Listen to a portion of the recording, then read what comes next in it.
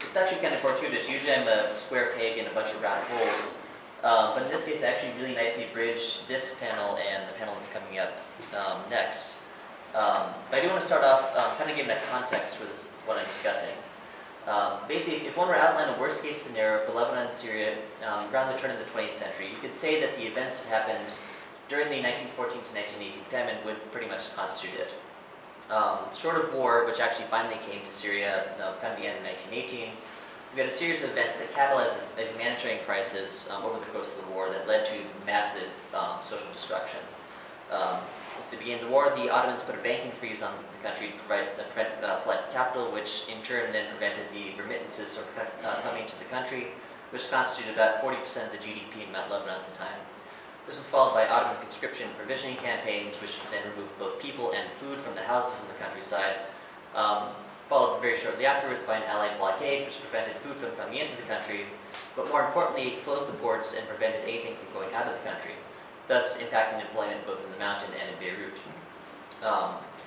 Almost as I suppose a divine sort of joke, the environment intervened, the year of massive drought, and then a plague of locusts of apparently biblical proportion, blotting out the sun and then devouring all the the winter crops. Basically, from this point on, over the course of the end part of 1915, the country began declining into a state of famine, which, after the winter of 1916, became pretty horrific.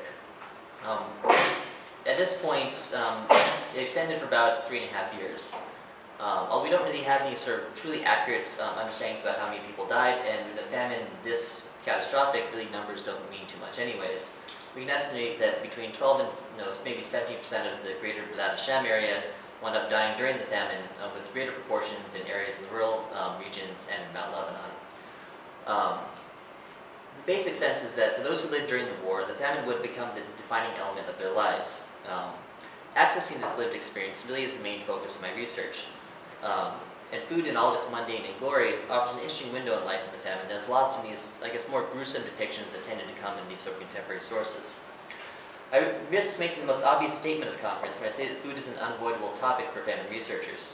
Even so, its potential as an inroad for analysis of life in this crisis period has been largely untapped.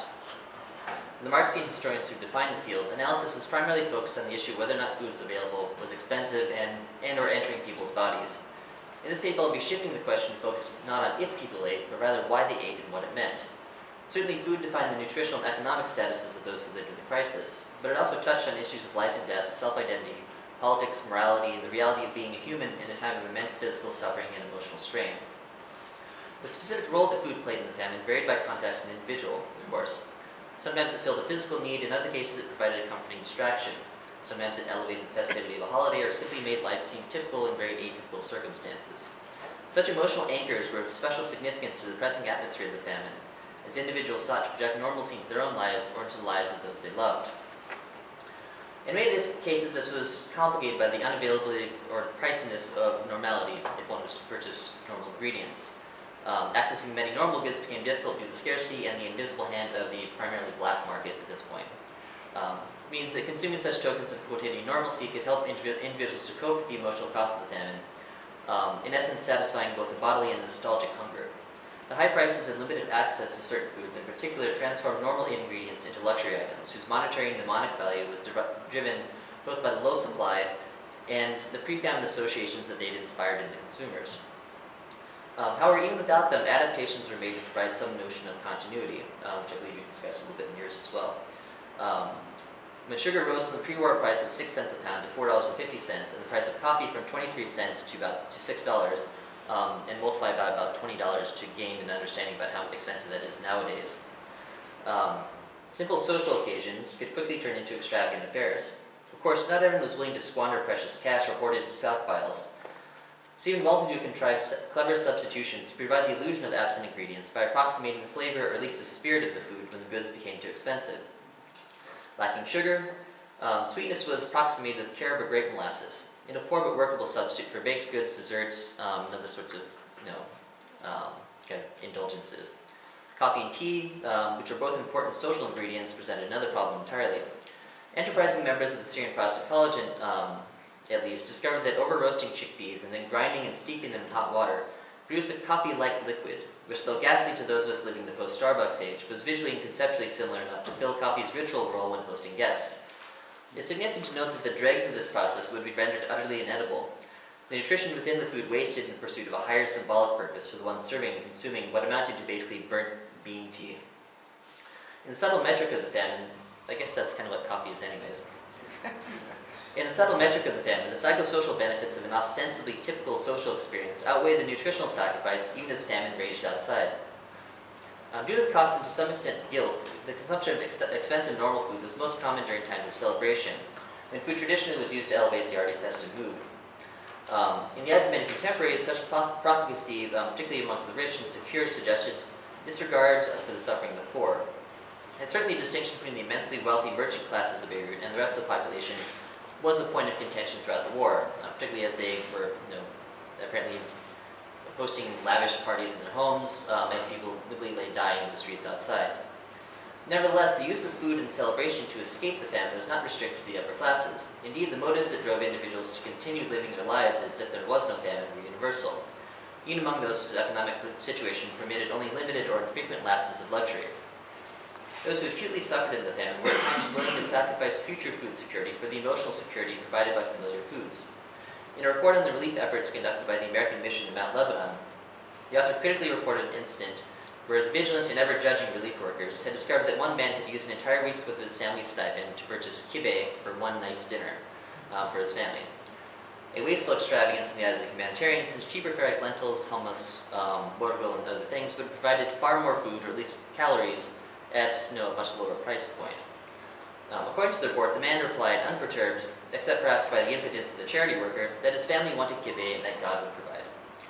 For his family, a brief respite from suffering and deprivation was really worth the uncertainty of the coming week until the next aid payment arrived, which I think is an interesting point to make. Indeed, for the large subset of the population whose diets had diminished in both quality and quantity during the famine, food played fundamental physiological and psychological roles. The more subtle than the defining visual characteristics of physical starvation, like marasmus and kwashiorkor, the emotional and mental effects of famine were no less profound. For those in the deepest throes of starvation, food assumed a position of paramount importance in their daily activities, even their moment-to-moment decision-making process. A psychological obsession that Ansel Keys' 1944 starvation project suggests is a side effect of starvation. Many, motivated by the chronic ache of long-term semi-starvation, struggled to consume nearly anything that could be considered vaguely edible, to save up the somatic emptiness of hunger. This led to both the most odious of consumption practices, eating garbage-carrying grass and even human flesh, that notorious famine commonplace, as well as anomaly edible famine foods, whose virtues are often more the fact that they fill the stomach than the limited nutritional value that might be derived from them. Such practices, along with other unfortunate measures like diluting lemon juice or pulverizing and boiling bones, both contribute little to the dietary needs of the poorest inhabitants, but were not without merit. Refuse, pulp, peels, and even the bland filling of a child's doll provided the illusion of satiety, which was better than the ache of hunger. However, even in such states of desperation, the choice of replacement food was a conscious one that required deliberation. To some extent, for those without access to secure food supplies, the importance of food is more psychological and somatic than nutritional. Indeed, many were lucky the replacement foods they chose to consume did not make them ill, but filling themselves was a significant aspect of this. The stories of the poor rooting through garbage and sucking flesh from bones are evocative and chilling. Most of society subsisted on less desperate straits. For them, the problem was more a matter of choice and cost-benefit. How could they provide a reasonable and somewhat normal diet for their family, given the unreasonably high prices of normal foods? Unable to procure the types of food that comprise their typical diet due to cost or scarcity, necessity inspired creative solutions. The personal accounts of Sheikh Muhsin al-Amin detailed a variety of replacements for the usual wheat-based fare, ranging from millet to pulses and even fenugreek seeds, which are boiled until they transform into a bitter gelatinous sludge that, if not altogether palatable, was at least edible. While none of the replacement foods were enjoyable enough to replace ubiquitous wheat in the long term, I guess the question we dealt with this a second ago, some things were clearly worse than others. The bread that Amin had fashioned from ground vetch was apparently so odious that his son refused to touch it.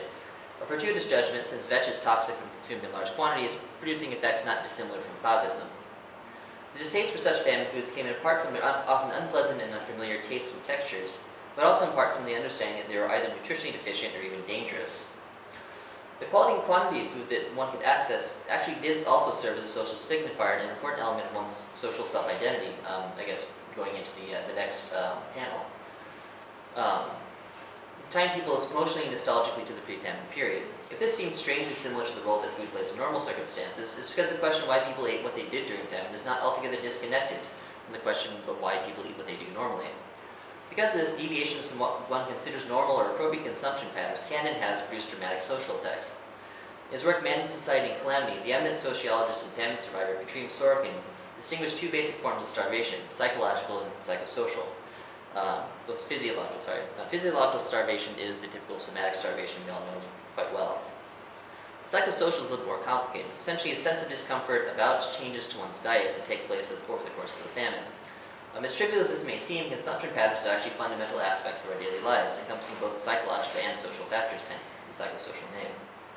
The feeling of pain and discomfort from the lack of food, as well as the feeling that one has been reduced by famine to either poor quality or insufficient quantity of food, in a way that is unbefitting one's social standing or social self-identification.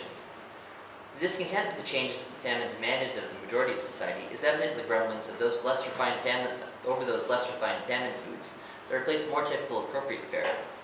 Adjustments to diets and the uncomfortable decline of the middle and upper classes over the course of the famine elevated the importance of what or how one ate, particularly as life in the crisis began to more sharply contrast with those pre-famine days.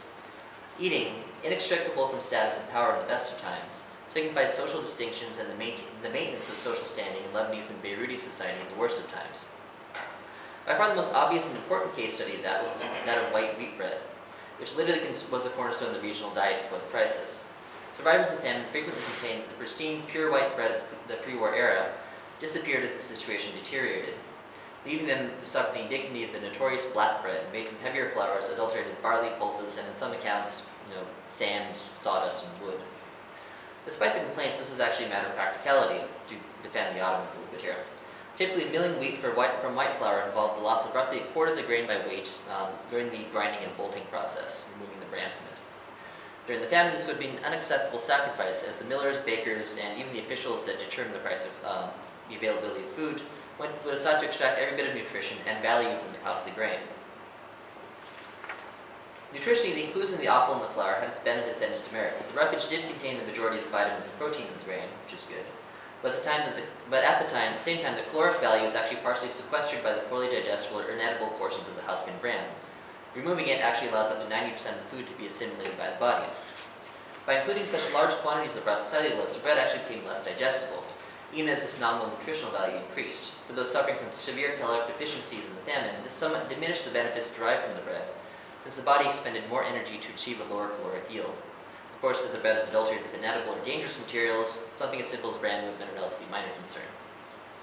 But beyond its nutritional value, the case of bread is actually somewhat peculiar if you consider the importance of food as a coping tool. As one of the most important non-nutritional functions of food in famine is its ability to generate a sense of normality and familiarity at a time of immense social and emotional upheaval. One would therefore expect that the foods that were consumed most frequently would carry the most value for those seeking solace in their meals. To some extent, this is demonstrably true, but not in the sense that it helped people to cope with the crisis. Because of its blackness, the adulterated version of bread that was sold during the famine transformed the most normal of everyday foods into a poignant reminder of the very differences and that people tried so hard to ignore, or at least briefly deny. As the bread example indicates very clearly, the value of food as a palliative or an emotional catalyst is linked less to what it actually is or what it tastes like, but rather to what it represents to the person consuming it. Recalling, I think by the third time in the conference, Riyad Severan's famous quote, "Tell me what you eat and I'll tell you who you are," it is clear that despite the widespread starvation, one's diet during the famine still played a defining role in one's perceived social status, despite the lack of availability of the usual foods. The individuals are still highly aware of what could be considered appropriate for those of their own social standing. Many consumers consider the adulterated bread not only to be a public health menace, but also a dramatic affront to their sense of self. This was especially vexing for those who had fallen from the middle classes and upper classes during the famine, for whom a relegation to lesser foods challenged their sense of identity. Mark Bloch once noted that there is no clear criterion of social class over the centuries in the consumption of white flour, and indeed the outrage of those who felt they had been deprived of good bread is reinforced by the pride that some had felt as having been white bread eaters throughout the famine. A status from anecdotes from famine survivors suggests it became almost a class unto itself. The terminology used to describe the bread might itself be considered a value judgment, rather than referring to the bread by the more descriptive adjective asmar, Contemporary accounts overwhelmingly use the term aswad, the difference in meaning serving as an intensifier of distinction and quality from the normal white fare. Undoubtedly, the repellent taste and gritty texture of the black bread were factors sufficient enough to generate discontent, but perhaps more fascinating is the fact that those who were forced to suffer inadequate bread felt that they were entitled to the white, even as thousands lay famished across the country. For those who had fallen from the ranks of the privileged to the poor, the social implications of certain foods, and even how they were procured, became increasingly significant variables in their calculus of the famine.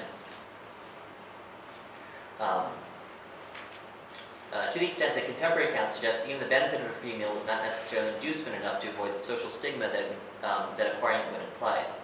In his post-war reward on the soup kitchens of the Garb region, kitchen sponsor and ardent Presbyterian Bayard Dodge was scandalized by a number of individuals who refused to make the trek to the site to receive their portion because he considered it unbefitting. For Dodge, this was the sin of pride intervening on their ability to keep themselves and their families alive, but to some extent the charitable aid to such individuals converted local patronage practices, subjecting those who typically dispensed charity to the same lot as those who were its usual recipients. Regardless of the pious judgment of Dodge and his ilk, it was telling individuals not willing to sacrifice their social or personal self-image for the undignified salvation of a common pot of gruel.